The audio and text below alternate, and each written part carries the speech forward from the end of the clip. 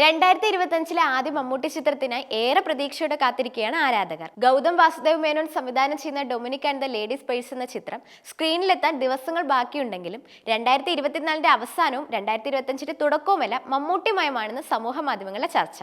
ആഷിഖ് കപൂർ സംവിധാനം ചെയ്ത റൈഫിൾ ക്ലബിന്റെ ട്രെയിലറിൽ മൃഗയ സിനിമയും അതിലെ വാറുണ്ണി എന്ന കഥാപാത്രത്തിനായി മമ്മൂട്ടി നടത്തിയ തയ്യാറെടുപ്പുകളെക്കുറിച്ചും പരാമർശമുണ്ടായിരുന്നു.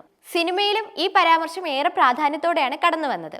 പിന്നീട് 2025 ആദ്യ വിജയചിത്രമായ ആസിഫ് അലിയുടെ രേഖാചിത്രത്തിലൂടെയായിരുന്നു മമ്മൂട്ടി ചേട്ടന്റെ വരവ്.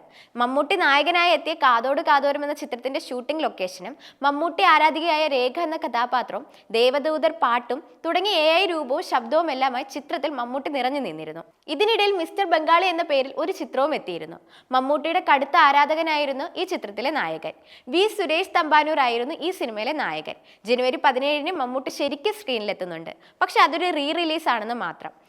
ഇൻസ്പെക്ടർ ബൽറാം എത്തി മലയാളത്തിൽ അക്കാലത്തെ ഏറ്റവും വലിയ വിജയം സ്വന്തമാക്കിയ ആവനാഴിയുടെ റിലീസാണിത്. IV ശശി സംവിധാനം ചെയ്ത ചിത്രം പുത്തൻ സാങ്കേതിക മികവോടെയാണ് തിയേറ്ററുകളിൽ എത്തുന്നത്. ഈ മമ്മൂട്ടി ഷോയിൽ ഒരു ഗംഭീര ഷോ സ്റ്റോപ്പർ ആയിരിക്കും ജനുവരി 23 എത്തുന്ന Dominic and the ladies purse. Mammootty company നിർമ്മിക്കുന്ന ചിത്രത്തിന്റെ ടീസറുകളും പോസ്റ്ററുകളുമെല്ലാം ഇതിനോടകം തന്നെ വലിയ ശ്രദ്ധ നേടിയിട്ടുണ്ട്. കോമഡി, ഇൻവെസ്റ്റിഗേഷൻ, ത്രില്ലർ സ്വഭാവത്തിൽ എത്തുന്ന ചിത്രം വ്യത്യസ്തമായ രസിക അനുഭവം നൽകുമെന്നാണ് ആരാധകർ പ്രതീക്ഷിക്കുന്നത്.